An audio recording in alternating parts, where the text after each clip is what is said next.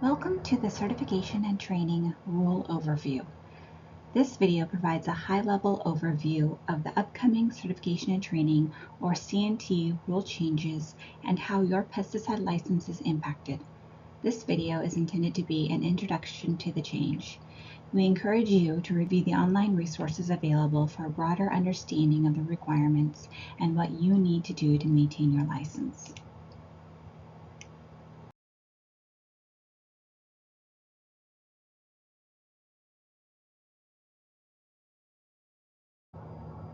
We'll provide an overview of what competency standards are, the category changes to expect, how to meet the new requirements, and other C&T changes you need to know about. We'll also share where to find resources to help you manage the C&T changes. First, we'll go over what competency standards are and why they matter for you and keeping your pesticide license. What are competency standards? EPA's federal pesticide rules list specific topics that pesticide applicators need to know for each license category. They call these topics competency standards. These are topics we are required to cover in the study manuals and in our exams. They represent the critical information applicators need to perform their duties safely, protecting themselves, others, and the environment. These standards look different for each category. For example, laws and safety competency standards include topics like understanding pesticide labeling, recognizing symptoms of pesticide poisoning, and identifying risks of pesticide use to non-target organisms. So what does this mean for you? If you already hold a license, you studied manuals and passed exams that met standards in place before the federal rule change. But those standards don't fully align with the new topics EPA put in place, and we cannot grandfather in existing licenses. EPA's goal with these new federal rules is to ensure that every licensed applicator, whether newly certified or long-time licensees, meets the same level of competency. When we reviewed our manuals and exams, we found that the laws and safety, private applicator, and dealer manager exams and manuals had a few new competency standards that weren't covered. Since nearly all our licensees take one or more of these exams, we know that most of you will need to take some kind of action to meet the new requirements. There's only one exception: structural pest inspectors who conduct real estate transactions. If that's your license type, you're already covered and won't need to do anything. We'll walk through what meeting these new standards look like for most of you in a few slides. But first, let's talk about timing. With over 25,000 licensees in Washington State, we knew we couldn't ask everyone to attempt to meet these new requirements all at the same time. So we're rolling out these new requirements based on your recertification cycle. That means you'll have until the end of your recertification cycle at the time the new rules go into effect to meet the new requirements. To help you visualize what the timing looks like, we've put together this chart. On the left, find your current certification cycle. On the right, you'll see the deadline for meeting the new competency standards. As an example, if your current cycle is 2024 through 2028, you'll have until December 31st, 2028 to take whatever action item you need to keep your license active. We know that adding requirements for licensees, especially now, can feel like a burden. That's why we worked hard to create a path that's simple, flexible, and acceptable to EPA.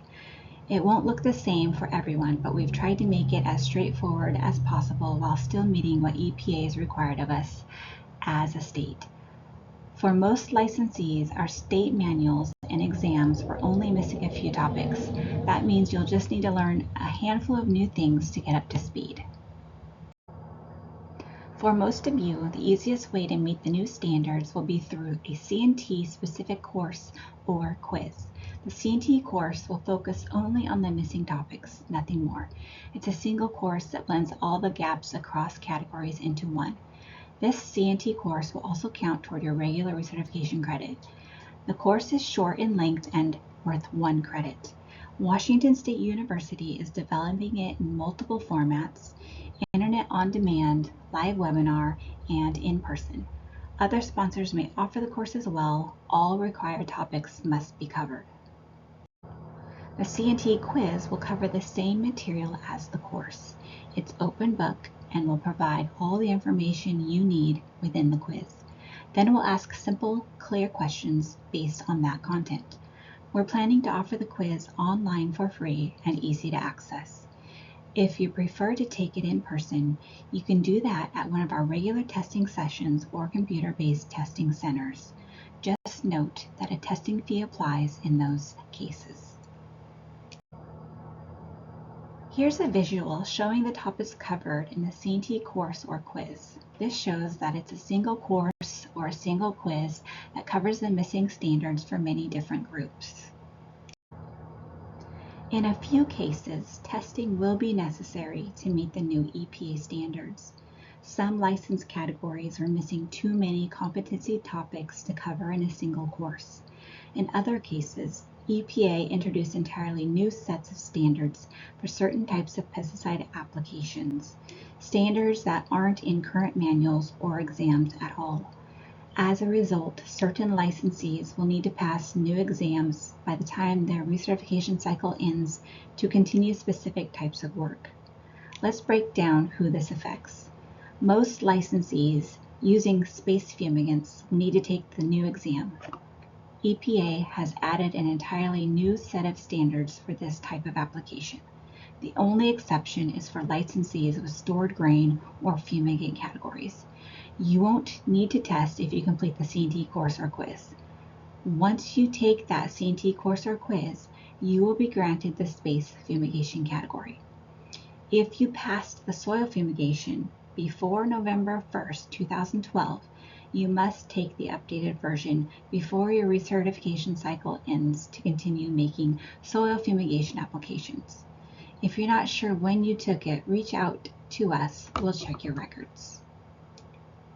If you apply pesticides by helicopter, fixed-wing aircraft, or drone, you must pass the new aerial exam before your recertification cycle ends to continue making aerial applications. Public health. If you hold this category but don't work for or aren't contracted by a governmental agency in a public health program, you'll need to add a different relevant category. Some categories will now allow general use pesticide applications. These are the limited special categories. If you're using RUPs under any of these, you'll need to take an exam based on your specific work. These categories include cooling tower, interior plantscaping, post-harvest treatment of fruits and vegetables, structural and turf demossing, stump treatment, and sewer root control.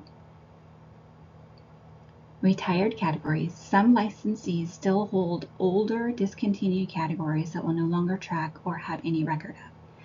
These were canceled 15 or more years ago. To continue making applications under these, you'll need to update to the correct current category.